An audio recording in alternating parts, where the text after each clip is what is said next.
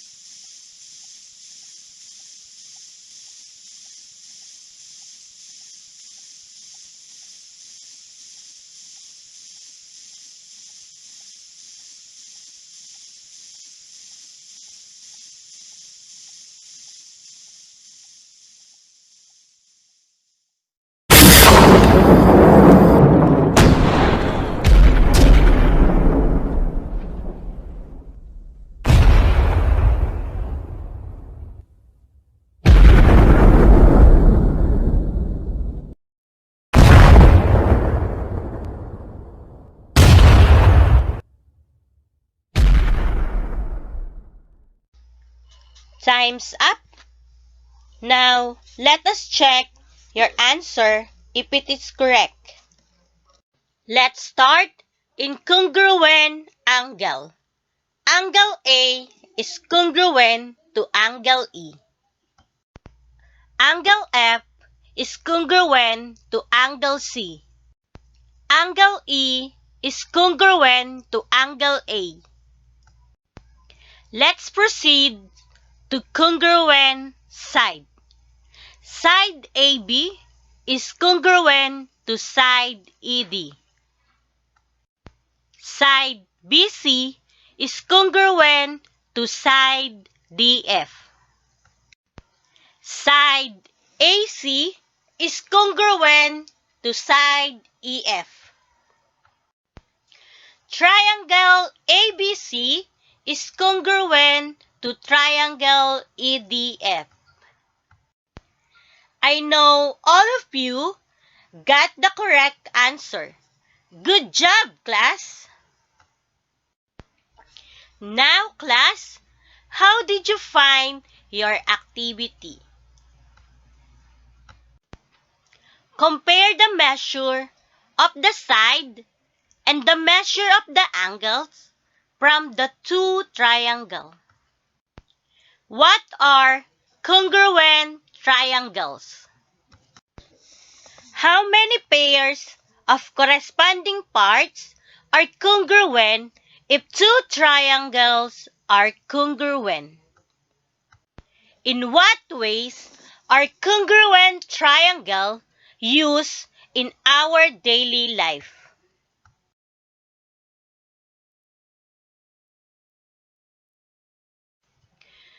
Two triangles are said to be congruent if their vertices can be paired so that the corresponding sides are congruent and the corresponding angles are also congruent. Now, let us have an example. This is the illustration of two congruent triangles. We have triangle ABC is congruent to triangle DEF. These are two triangles with label, angle, side, and vertices. They are said to be congruent if their vertices can be paired. So, in the figure, can paired C and F, B and E, and A and D.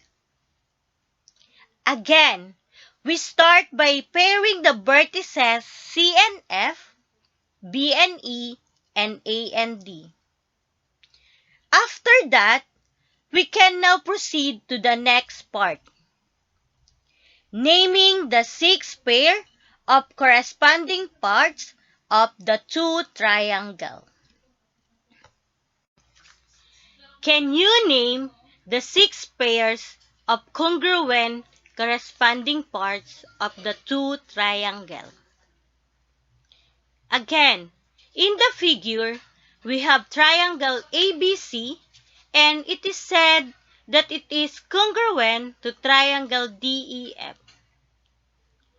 After pairing the vertices successfully, we can now observe the other parts. Let's start the corresponding side.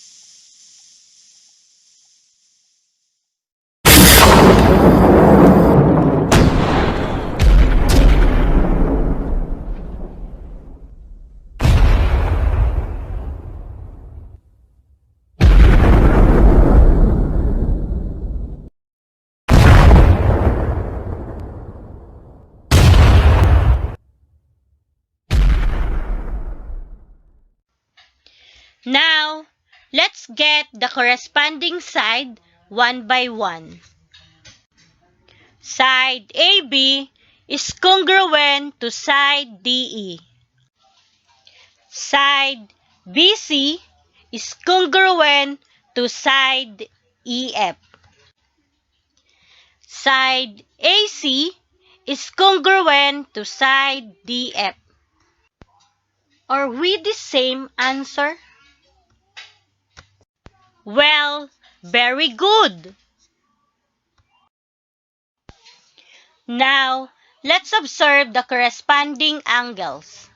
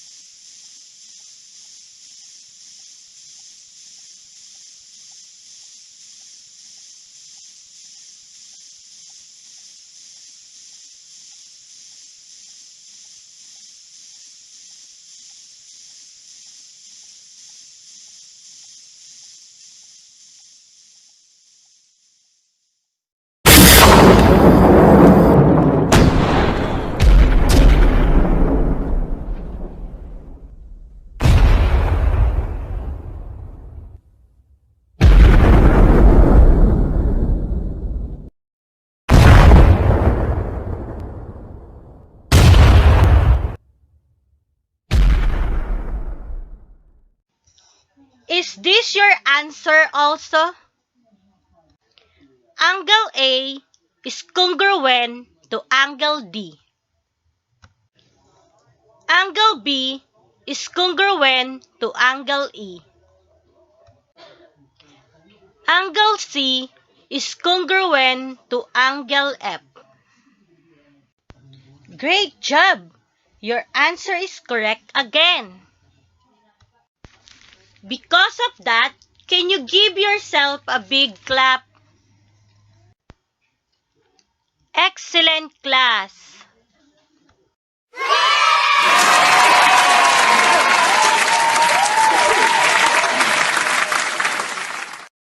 So, again, class, you start by pairing the vertices first and then observe the corresponding side and angle. You see, class, it is easy.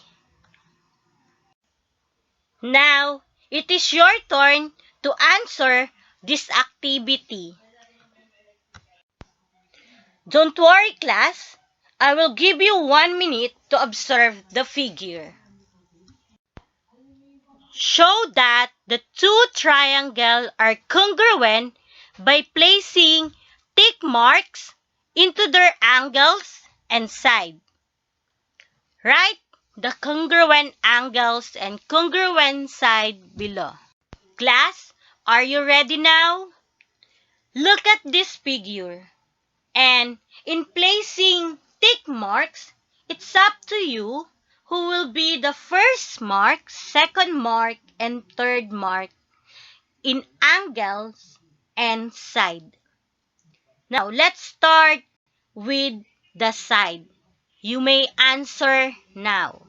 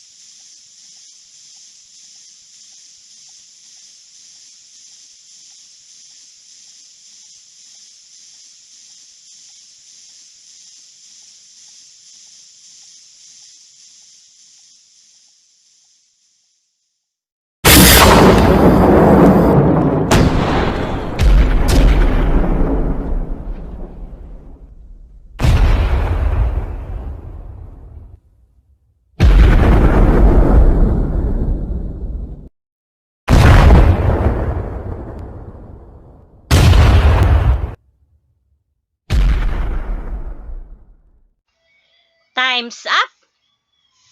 Let me see if you did well. Let's start to the corresponding side. You will may check your answer in any order.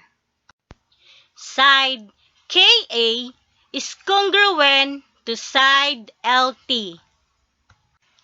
Side AM is congruent to side TS.